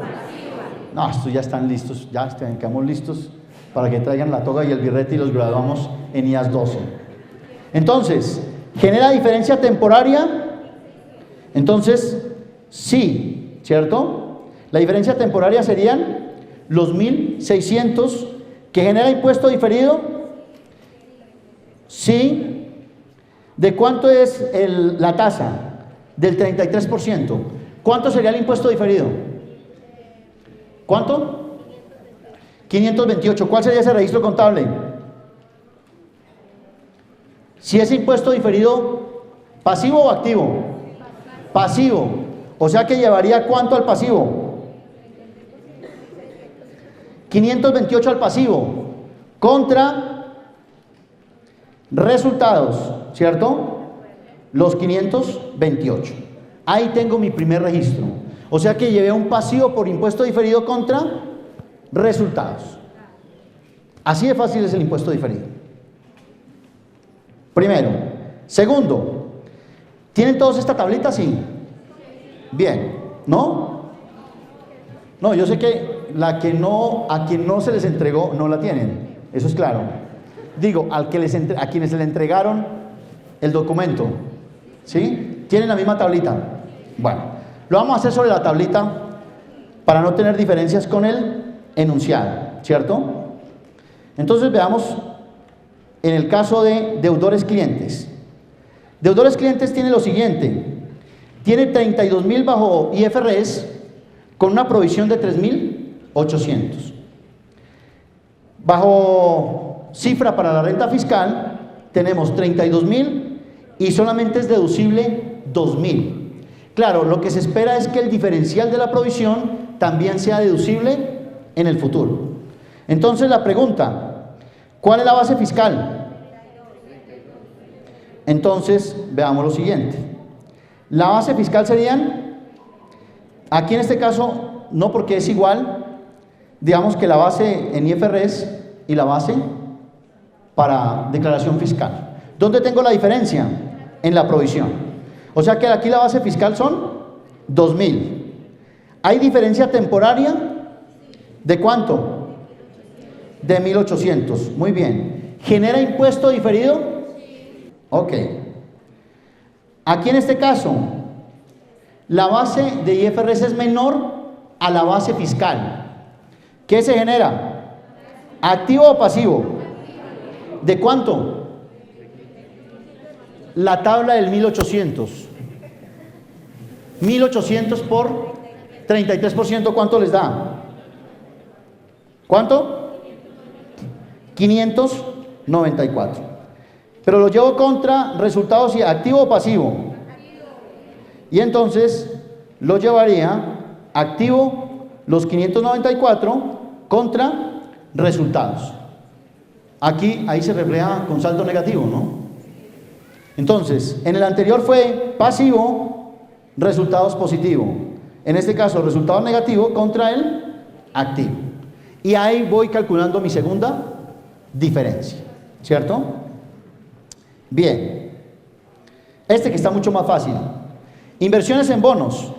La base bajo IFRS es de 123.000 y la base fiscal son 115.000. ¿Cuál es la base fiscal? 115.000. ¿Genera diferencia temporaria? ¿De cuánto? 8.000. ¿Genera impuesto diferido? Sí. ¿Activo o pasivo? Entonces recuerden la estampita.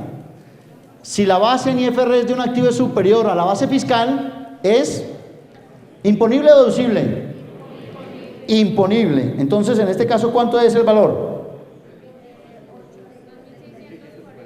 2.640. ¿Activo o pasivo? Entonces tendré 2.640 en el pasivo contra resultados. Y lo voy llevando uno a uno. ¿Notan que es fácil? Claro. ¿Cómo así que? ¿Qué significa eso? Pero no se preocupen.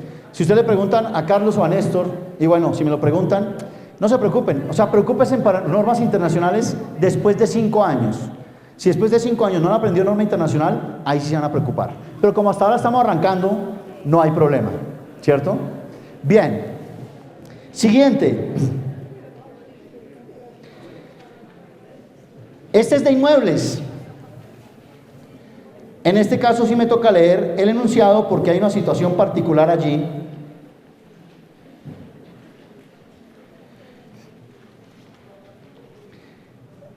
Creo que ese sí está igualito a lo que les pasamos en el documento.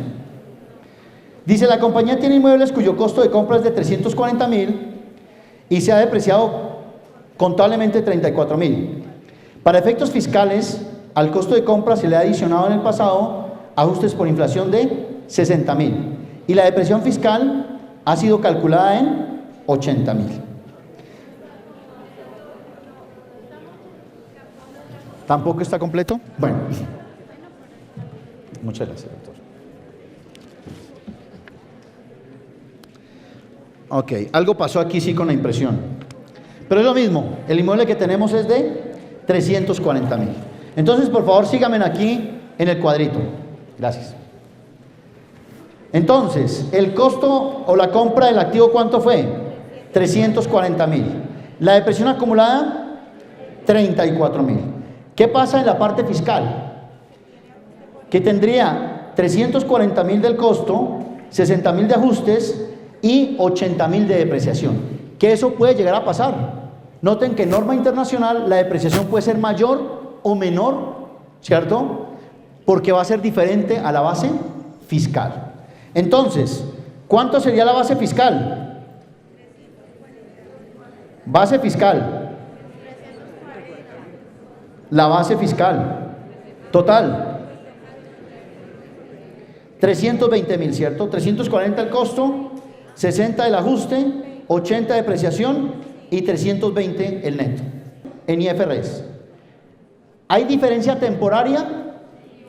¿No? ¿Quién dijo no? Escuché por acá adelante un no. ¿No? ¿Sí o no? Sí hay diferencia. ¿De cuánto? Muy bien, de 14.000, ¿cierto? ¿Genera impuesto diferido? Sí. La pregunta de rigor, ¿activo o pasivo? No, escuché por allí unos activos, por aquí unos pasivos. ¿Activo o pasivo? Entonces, ¿se acuerdan la estampita? Si la base en IFRS es menor a la base fiscal que tengo, ¿activo? ¿De cuánto sería? ¿De cuánto? 4.000. Bueno, para norma internacional van a tener que comprar calculadoras. ¿Sí? Bien. Entonces, ¿activo de cuánto? 4.620. Entonces llevo un activo de 4.620 contra resultados. Pero ojo, noten lo siguiente, que ese ajuste por inflación no fue contable, ni la depreciación fue contable, fue fiscal, ¿cierto? Por tanto, en este caso en concreto, el estándar dice no lo lleve contra resultados, porque no lo ha realizado, sino llévelo contra superávit. Entonces, en este caso, no va contra resultados, sino que va contra superávit. O sea, los 4.000.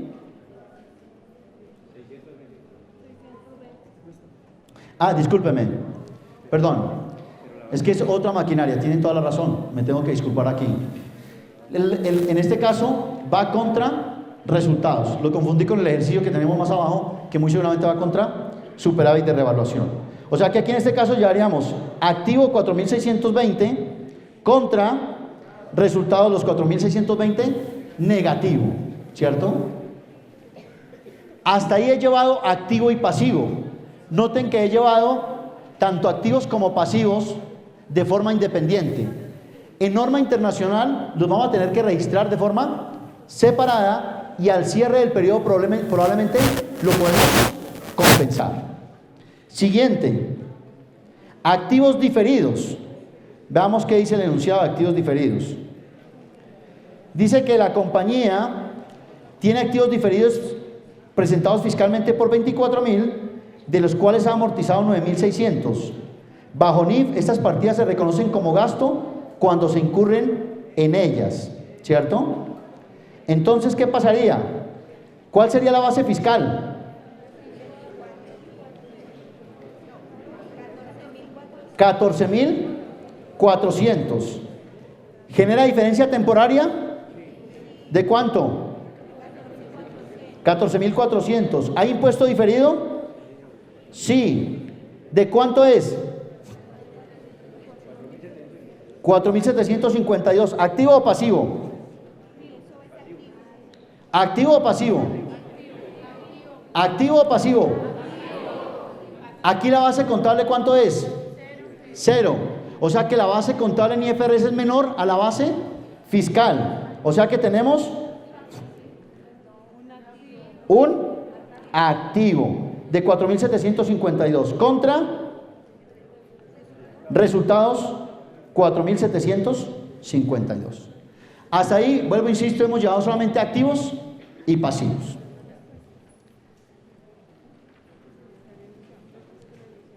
Bien, este, el de la maquinaria, creo es el que...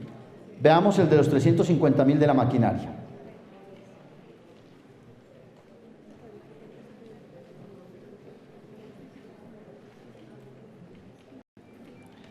Dice lo siguiente: la compañía tiene una máquina cuyo costo de compra fue 260.000. Al 31 de diciembre se revaluaron a 350.000. Fiscalmente han sido declarados por su costo histórico de 260.000 y se ha calculado depreciación acumulada por 130.000. Entonces, ¿qué pasaría bajo IFRS? ¿Cuál sería la base fiscal? Los 130.000. ¿Genera diferencia temporaria? Sí. ¿De cuánto? De 220.000. Muy bien. ¿Impuesto diferido? Sí. ¿Activo o pasivo? ¿Activo o pasivo? Escuché un activo por ahí. ¿Por qué activo? Pasivo. Entonces, tendré un impuesto diferido. ¿Pasivo de cuánto? De 72.600. Y en este caso sí, ¿qué pasa? Noten que contablemente son 350, ¿cierto? Aquí tengo 260, por lo tanto hay una revaluación contablemente. Recuerden lo que mencionaban esta mañana en propiedad, planta de equipo con Néstor, que bajo norma internacional, si yo tengo un activo revaluado, el superávit de esa valorización hace parte integral del activo, que irá contra superávit al famoso OCI, al Other Comprehension Income, a otros ingresos comprensibles. Por tanto, si yo estoy llevando a otros ingresos comprensibles, que por supuesto no fue tema de esta charla, que ahí es donde les vamos a dar una tareita, que van a tener que leerse IAS 1 para poder comprender cómo se clasifican los estados financieros y qué es el Other Comprehension Income o otros ingresos comprensibles. Ese superávit no ha generado utilidad, o sea, es una utilidad no realizada. Por tanto, en el impuesto diferido, llevaría un pasivo por impuesto diferido, pero lo llevaría contra superávit. No lo llevaría contra resultados. Lo llevaría contra superávit. Bien. Provisión para litigios. Entonces, en norma internacional tenemos 45.000. Pero en Fiscalmente, ¿cuándo los puedo deducir? Los puedo deducir cuando efectivamente los pague. Por lo tanto, cifra fiscal, 0, ¿cierto? Diferencia temporaria, ¿cuánto? 45. Impuesto diferido, ¿sí o no? Sí. ¿Activo o pasivo? ¿Activo o pasivo? Bueno, tienen que tener mucho cuidado cuando pasen de los activos a los pasivos. Porque en el activo, si mayor el activo, ahí sí es impuesto diferido pasivo. Pero la provisión es activa o pasiva. Esa es pasiva. Entonces, ¿qué pasa? Acuérdense de la reina. Lo mismo del activo, pero al revés. Entonces, en este caso, la diferencia temporal son 45.000. La base IFRS del pasivo es mayor que la cifra fiscal. ¿Activo o pasivo? Entonces, ¿de cuánto? No, 45 la base. ¿Cuánto? ¿14,850? Bien. O sea, activo contra resultados. Entonces, ojo cuando pase al pasivo. Cambia la condición. Pasivo, tenemos un forward. En IFRS vale 72.000, en la parte fiscal solamente cuando se realiza. ¿Cuál es la base fiscal? 0. ¿Diferencia temporaria? ¿De cuánto? ¿Genera impuesto diferido? Sí. ¿Activo o pasivo? ¿De cuánto? De 23.760. ¿Contra qué lo llevo? Contra resultados. Provisiones por reclamaciones. Contablemente constituimos 83.000, pero fiscalmente son deducibles cuando se paguen. Por lo tanto, base fiscal ¿cuánto? 0, muy bien. Diferencia temporaria, 83.000. ¿Genera impuesto diferido? Sí. ¿Activo o pasivo? ¿De cuánto? 27.390 contra resultados 27.390. Entonces, ahí hemos barrido todo el balance. Noten ustedes que aquí tenemos activo total 75.966, pasivo 75.768, resultados 72.798 y superávit 72.600. Entonces, ¿cómo se registra? Muy sencillo. Al gasto impuesto de renta 72.798, ¿cierto? Impuesto diferido activo 75.966, impuesto diferido pasivo 75.768 y superávit por revaluación 72.600. O sea, ahí lo que hicimos fue un resumen del cálculo de cada una de las diferencias temporales o temporarias. Temporarias, tanto en activos como en pasivos. Y ahí tengo la contabilización de mi impuesto diferido. Entonces, ¿qué vamos a tener que hacer para adopción por primera vez, que es la que viene a continuación?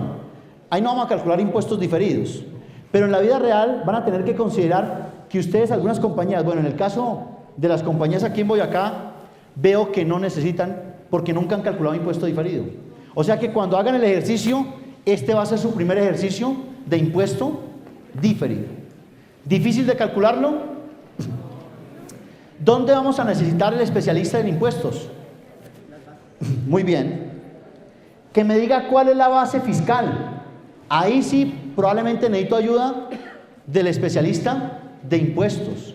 Pero lo demás es un movimiento eminentemente contable. Por tanto, ahí tenemos el tema de impuestos diferidos. Bien, las preguntas las vamos a realizar al final de la sesión. Pero ¿qué me interesa que haya quedado claro? Ojo que en el tema de normas internacionales hay bastantes elementos, ¿cierto?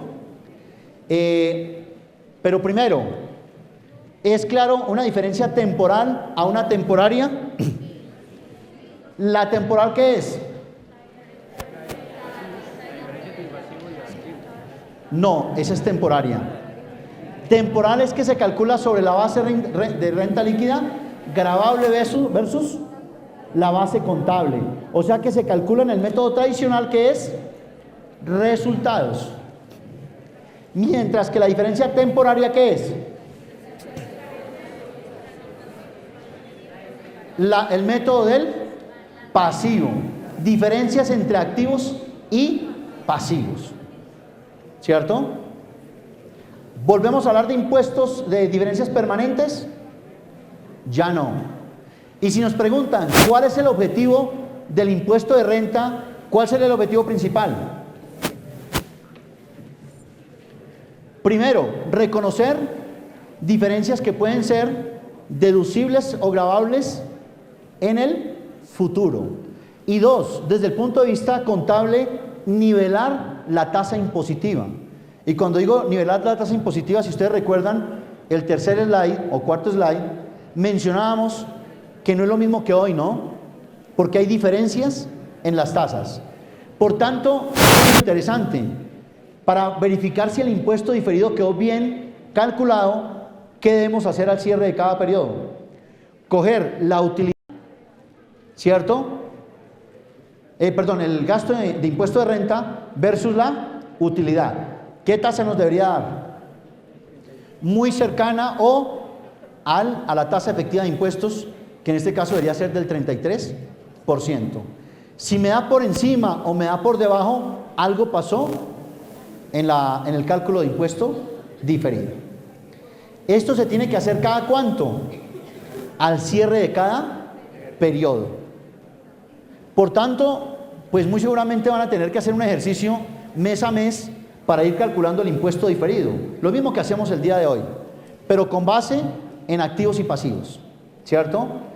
Y ajustarlo probablemente al final, cuando determine cuáles son las condiciones fiscales. Por un lado. Por el otro, mencionaba hace un momento que, y en el registro, miren que lo dejamos como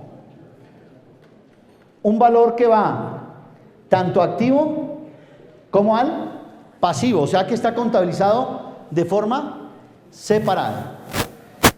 Norma internacional me permite compensarlo, y aquí en este caso, como es impuesto de renta diferido, sí hay compensación. O sea que en este caso pudiese llevarlo, ¿cuál es mayor? ¿El activo o el pasivo? El activo, si hago la compensación, quedaría un impuesto diferido activo. Ojo, lo importante es que se puedan compensar. En este caso es impuesto diferido, pero el impuesto corriente pudiese tener una parte activa y otra parte pasiva. La puedo compensar siempre y cuando me permita compensarlo. ¿Y por qué hago esta aclaración? Porque en el caso nuestro tenemos impuesto a las ventas, impuesto a industria y comercio. Por lo tanto, pues no sería adecuado que ustedes compensaran impuesto de IVA con impuesto de renta. Es solamente si se permite en los mismos impuestos hacer el proceso de compensación. Bueno, muy bien.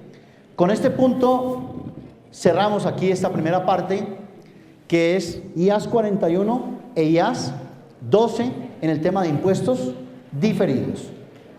Vamos a un corte de comerciales. Espero que no se retiren, ¿cierto? Muchas gracias.